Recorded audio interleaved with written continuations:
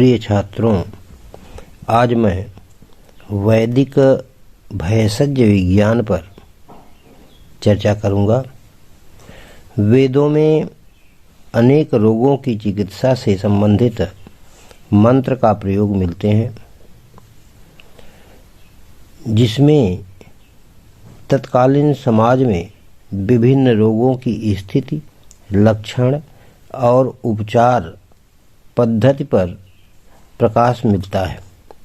भले ही अपनी अज्ञानतावश वेदों के दुर्बोध होने और संबंधित परंपरा नष्ट होने के कारण आजकल हम उनकी उपचार विधियों को अंधविश्वास या जादू टोना कहकर परे कर दें, पर वे पूर्णतया वैज्ञानिक सिद्धांतों पर आधारित थीं।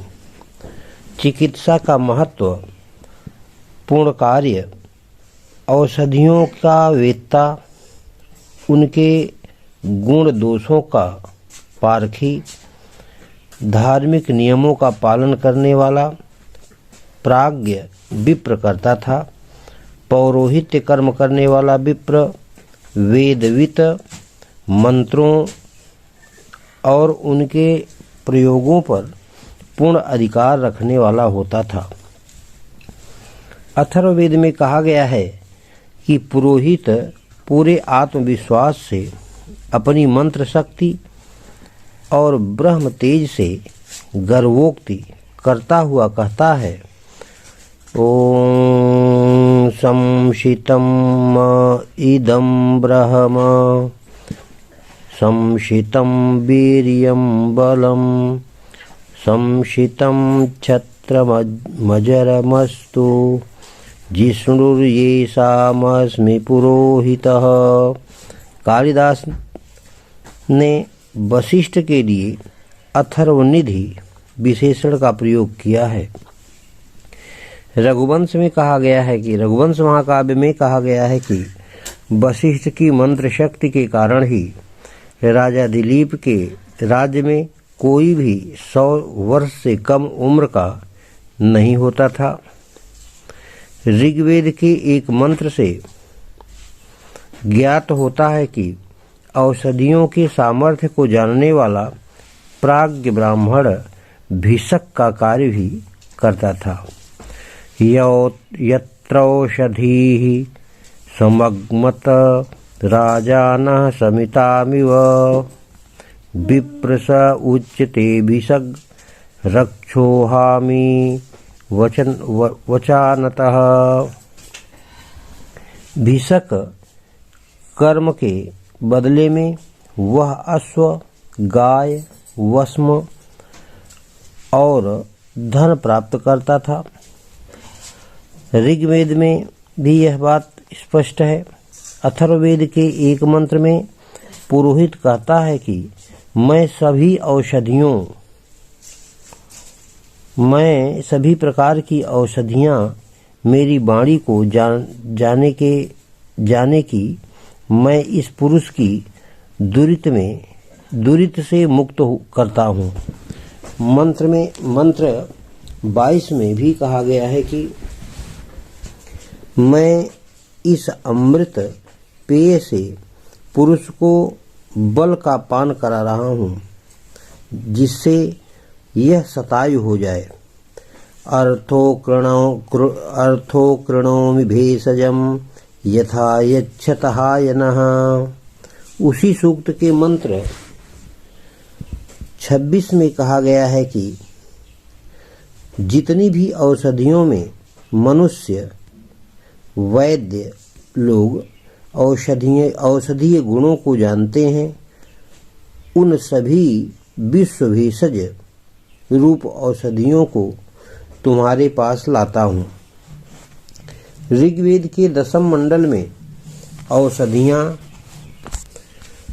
अपने सोम राजा से बातें करती हैं कि औषधियों के सामर्थ्य को जानने वाला ब्राह्मण जिस रोगी का उपचार करता है, उस रोगी को हम लोग रोग मुक्त करके सामर्थ्यवान बना देते हैं।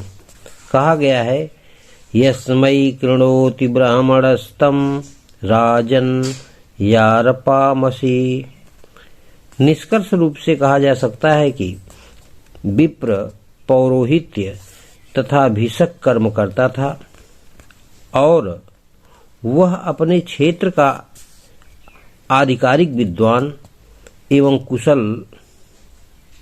कर्म कुशल होता था। निश्चय ही ये पुरोहित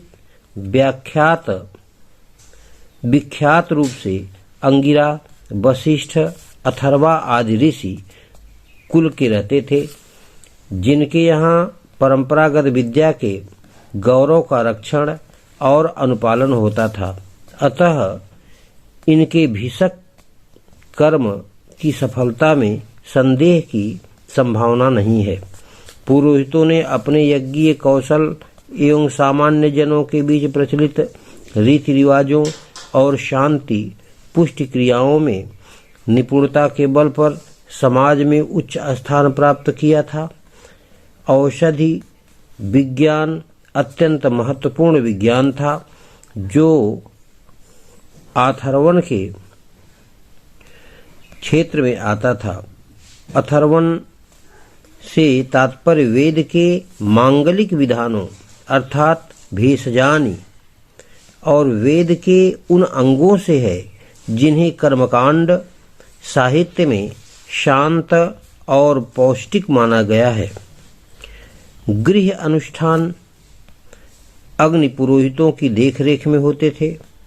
पंचविंश ब्राह्मण में उल्लेख है कि भेषजम वा आथर्वणानि भेषजेव तत्करोति। इस विषय में पुराणों व स्मृतियों का स्पष्ट निर्देश है कि पुरोहितों को अथर्ववेद तथा उसके अनुष्ठानों का ज्ञाता होना चाहिए।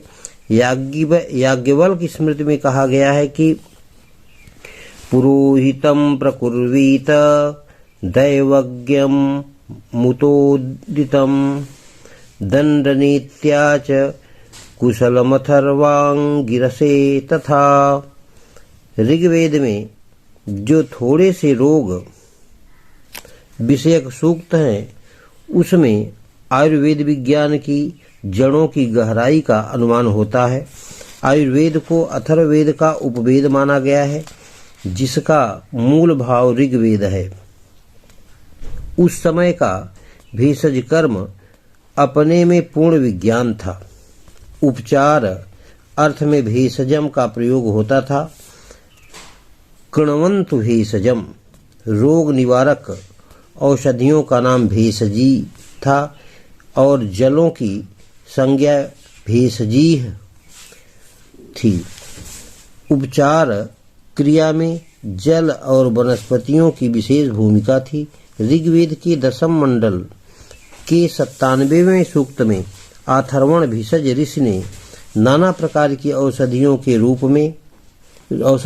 रूप, रंग तथा गुणों का वर्णन करते हुए उसकी बड़ी भाव प्रमाण स्तुति की है। ऋग्वेद के दशम मंडल के 161वें सूक्त में अज्ञात यक्ष्म और राजयक्ष्मा का वर्णन है।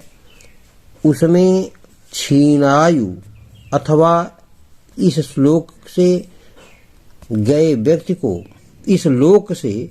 हुए व्यक्ति को भी वापस ले आने और शतायु बनाने की बात कही गई है। सूक्त के दशम मंडल के 163 सूक्त में यक्ष्मा के नाश और शरीर के नाना अवयवों का वर्णन मिलता है।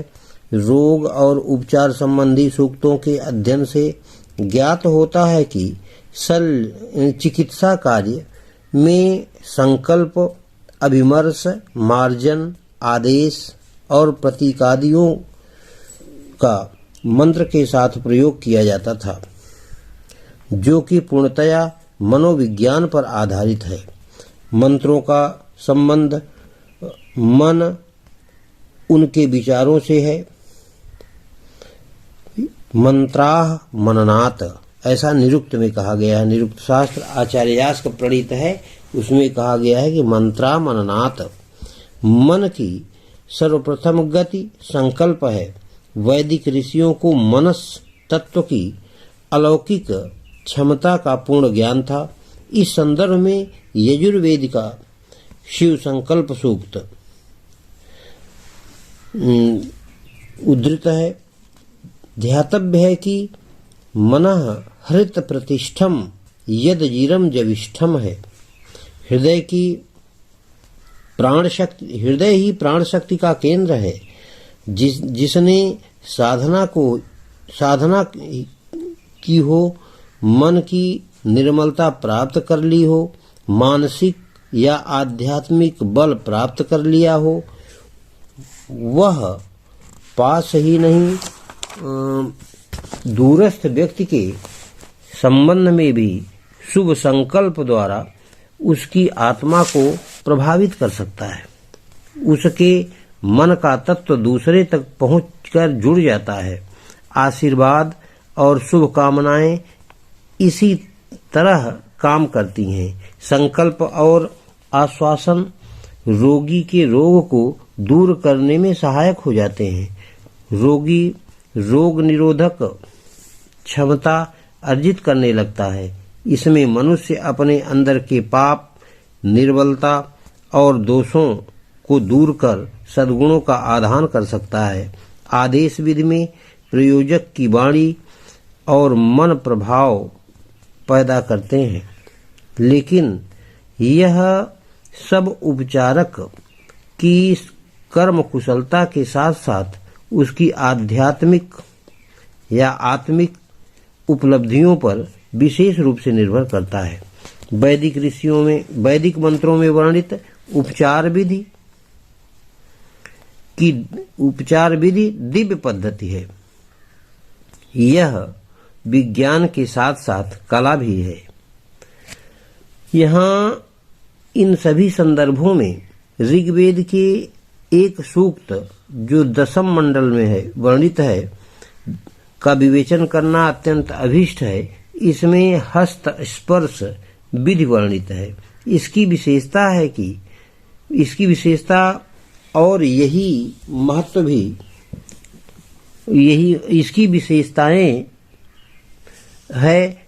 इसकी विशेषता है और यही उसके महत्व का कारण है। आजकल रेकी नामक उपचार पद्धति बड़ी तेजी से विश्व में लोकप्रिय हो रही है। यह सूक्त इस बात का प्रमाण है कि रेकी का मूल भी वेद ही है। ऋग्वेद के दशम मंडल में 137वें सूक्त, अथर्ववेद के चतुर्थ मंडल के 13वें सूक्त में भी पाया जाता है कि और कौशिक सूक्त में शांतातीय नाम से उल्लिखित है। सूक्त पर अगर ध्यान दें तो कहा है, उत देवा अवहितम देवा उन्नयथा पुनः उतागतश्चक्रसु देवा देवा जीवयथा पुनः द्वाविमौ वातो वात आसिन्धोरा परावतः दक्षते अन्य उरावातो परान्यो वातुत यद्रप आवात वाहिवेश जमवि वात वाहित यद्रप त्वं हि विश्वभेषजो देवानां दूत ईयसे आत्मागमं शन्ताति भिरथो अरिष्टताभिः दक्ष में भद्र भारसं परायक्षमं शुभामिते त्रायन्तामिह देवास्त्रायतां मरुतां गणः त्रायन्तां विश्वाभूतानि यथा यमरपा असत आप इद्वाउ भेषजीरापो अमीवचानतनीः आपः सर्वस्य भेषजीः तास्ते कृणवन्तु भेषजं हस्ताभ्यां 10 शाखाभ्यां जिह्वावाचः पुरोगवी अनामयितुभ्यां त्वां ताभ्यां त्वोपस्पृशामसि। प्रथम ऋचा देवताओं को संबंधित है, जिसमें अपराध या पाप करने वाले को क्षमा करने और उसके आगे और अधिक जीवन या आयुष्य प्रदान करने की प्रार्थना है। दूसरी में सिंधु से उठती दृश्यमान दो बात प्रकारों में एक से रोगी के लिए दक्ष या बल लाकर बहने और दूसरे से रोग रूप पाप को उठा ले जाने के लिए कहा गया है। तीसरी ऋचा में वायु देवता से प्रार्थना की गई है कि वह भेषज अर्थात रोग उपशमन की औषधि लेकर आए और हमारा पाप बहा ले जाए या दूर ले जाए। सभी प्रकार की औषधियों वाले तुम देवताओं के दूत होकर जाते हो। चौथी ऋचा में कहा गया है कि मैं तुम्हारे पास शांतिदायिनी और हिंसा न करने वाली औषधियों अथवा रक्षा उपायों के साथ आता हूँ। मैं तुम्हारे लिए कल्याणकारी बल लेकर आया हूँ। मैं तुम्हारा यश्म दूर करता हूँ।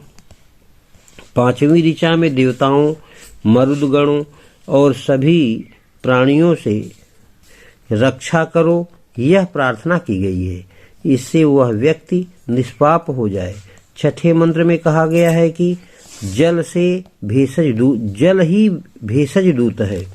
जल ही रोगों को दूर करने वाले हैं। जल ही सभी जीवों के भेषज भूत हैं। ऐसा जल तुम्हारे उपचार करे। सातवें मंत्र में स्पर्श क्रिया द्वारा रोग दूर करने का वर्णन है। हम 10 शाखा रूप अपनी 10 अंगुलियों वाले दोनों हाथों से जिह्वा वाणी आगे आगे जाती है। रोग निवारक हाथों से तुम्हारा उपस्पर्श करते हैं। अथर्ववेद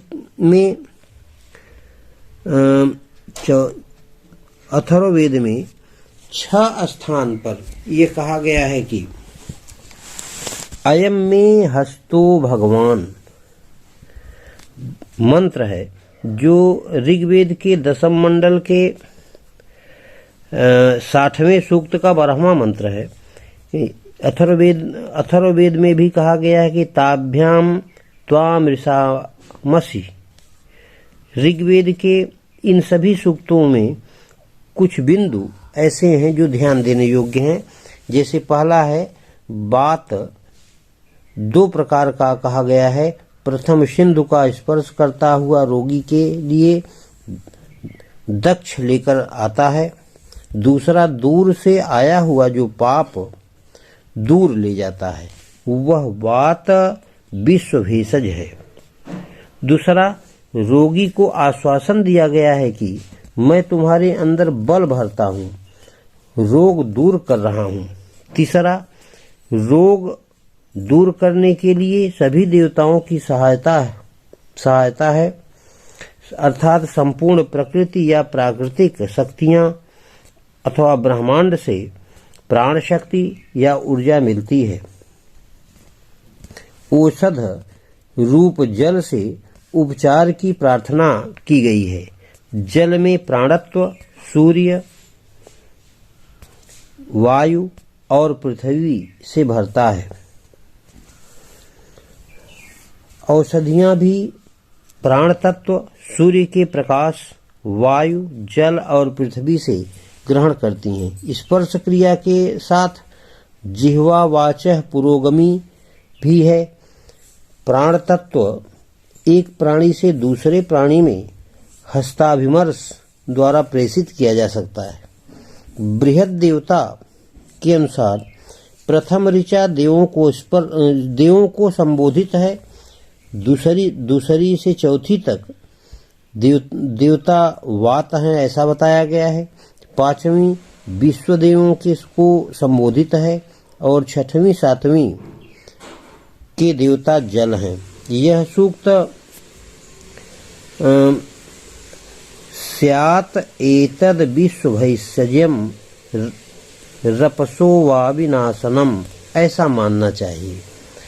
उपस्पर्श वह प्रभावकारी विधि है जिससे रक्त संचार और पूरा नाड़ी तंत्र सही ढंग से काम करने लगता है, रोगी को सदा लाभ पहुंचाता है। यह वैसी ही है जैसे माता को मातृत्व भरी थपथपाहट और लोरी से बच्चा सुख की नींद सो जाता है। इसमें चिकित्सक रोगी को बड़े आत्मीय भाव से आश्वासन देता हुआ उसके मन में विश्वास दिलाता है कि उसका रोग दूर हो रहा है और उसके अंदर शक्ति भर रही है। इससे रोगी के मन की निराशा व नकारात्मकता दूर हो जाते हैं, जिससे उसकी रोग प्रतिरोधक क्षमता बढ़ती है और वह रोग पर विजय पा लेता है। स्पर्श भी दो प्रकार का हो सकता है, एक तो गति रूप पूरे शरीर में, दूसरा एक स्थान पर पुनः पुनः स्पर्श। ईसा मसीह के बारे में प्रसिद्ध है कि वे स्पर्श से रोगों को दूर करते थे। भगवान बुद्ध के बारे में भी कुछ ऐसा ही प्रसिद्ध है। जापान के डॉक्टर मिकाडो उसाई का कहना है कि उन्होंने इसी लुप्त हो गई पद्धति को रेकी नाम से पुनः जीवित किया है। जापानी भाषा में रे का अर्थ है सर्वव्यापी और की का अर्थ है प्राण शक्ति। रेकी का अर्थ हुआ सर्वव्यापी प्राण शक्ति। प्राण शक्ति से ही समस्त जगत जीवित है। अतिरिक्त प्राण शक्ति की प्राप्ति सूर्य, वायु एवं पृथ्वी के माध्यम से होती है। प्राण शक्ति की कमी से निराशा तथा मन में नकारात्मकता या नकारात्मक भावनाओं के कारण नाना प्रकार की व्याधियां उत्पन्न होने लगती हैं। रेकी शक्ति प्राप्त व्यक्ति सिद्धहस्त जैसे ही अपनी हथेलियां अपने या किसी अन्य व्यक्ति के शरीर पर रखते हैं, उनकी हथेलियों के माध्यम से प्राण ऊर्जा शरीर के अंगों में पहुंचने लगती है। रेकी सिद्धहस्त व्यक्तियों की हथेलियों में यह प्राण ऊर्जा वायुमंडल में व्याप्त सर्वव्यापी ऊर्जा स्रोत से शरीर स्थित विशिष्ट चक्रों के माध्यम से पहुंचती है। उपचार के समय रेकी सिद्धहस्त व्यक्ति एक माध्यम या चैनल के रूप में कार्य करता है। यह किसी भी व्याधि को जड़ मूल्य से समाप्त कर देती है। यह पूरी तरह से सुरक्षित है और इससे किसी भी व्यक्ति, पशु पक्षी, पेड़ पौधों एवं जीवों का उपचार किया जा सकता है। आजकल प्रचलित या पुनः जीवित की हुई रेकी और प्राणिक हीलिंग जैसी उपचार पद्धतियों में भी सदाचारी, धार्मिक, आध्यात्मिकता की ओर उन्मुख साधक द्वारा किए गए उपचार में रोगी पर उसके विशेष प्रभाव को स्वीकृति प्रदान की गई है। इन बातों से वेदों में उल्लिखित चिकित्सा विधि की सत्यता एवं वैज्ञानिकता प्रमाणिक होती है। निश्चित रूप से कहा जा सकता है कि वैदिक मंत्रों में जादू टोना